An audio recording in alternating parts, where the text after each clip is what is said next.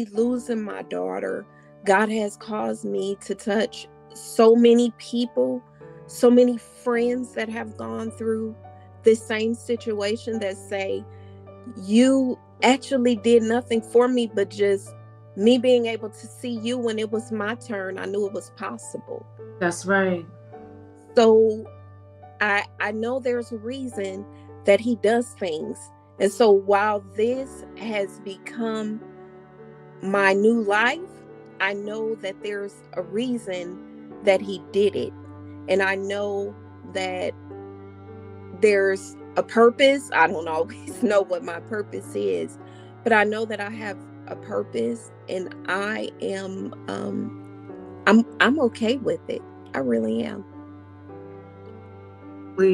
And let me ask you, what would you tell someone else who may be experiencing a similar situation, or may have been in a similar situation but have not reached a sense of peace with it? There are so many people who go through this amputee situation, and they're really upset. There are some that are really upset. There are some that are really frustrated with life. Mm-hmm. And there are some that really, really struggle. And generally, if I don't have the right words to tell them, I just tell them, hang in there for now. Mm-hmm. Because as I said, it's not, all storms don't last forever, right? Mm-hmm. They go away. It could rain for 7 days, but it's going to go away. It will clear itself. Yes. And so if they can just hang in there each day, if they can hang in there, I tell them, be proud of themselves. I keep a milestone journal. And let me tell you, if today I'm able to say, I can open up this little container, I'll log it, because that's what I can do today. And tomorrow I may be able to take 10 steps. The next day I might be in my bed, but that's okay. I'm in my bed, and it doesn't make me any less than anyone else just because I'm in my bed, just because I didn't get up today. And so for people who are struggling, if they just had the ability to get up and brush their teeth today, they have gotten much further than they know. And so I just tell them, just hang in there. Just hang in there each day that you can.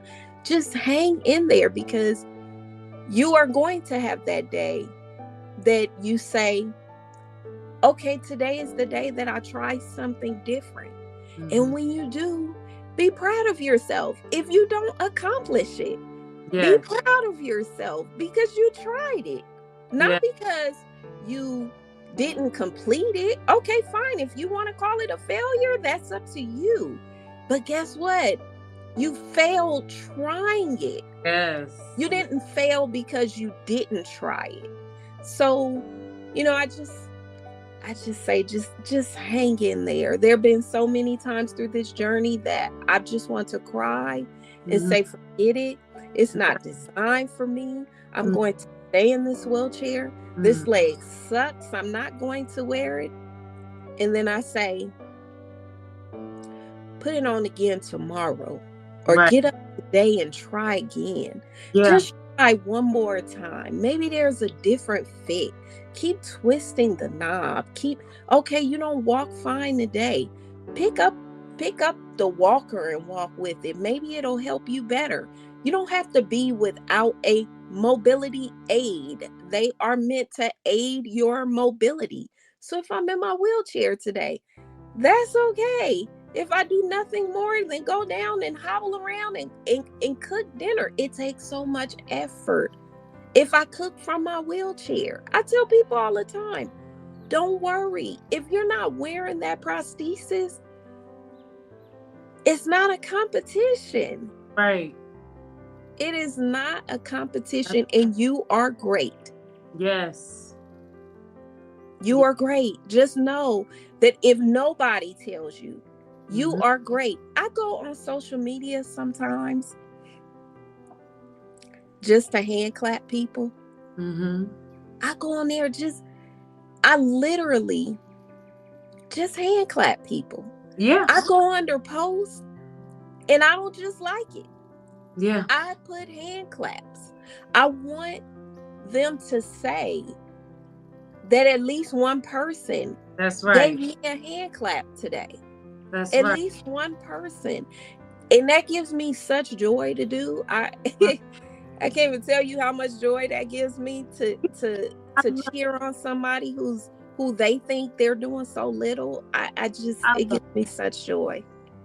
I love that. I love that you're taking what what has happened to you, and then you're still moving with purpose. You're still moving with purpose because you're still touching people, even if you, like you said, if it's just one person, you've touched their heart. That one person that received that light, that can change their life. And I'm glad that you have the attitude of not of why me, but understanding the processes of how that affected the hospital, the doctors, how they felt about maybe the machines, and knowing that this we're doing they're making a difference as well. So because I know sometimes we can be used in different situations, and it seems so drowning. And I always tell people the hardest room to be in is God's waiting room, because it is hard, Ooh.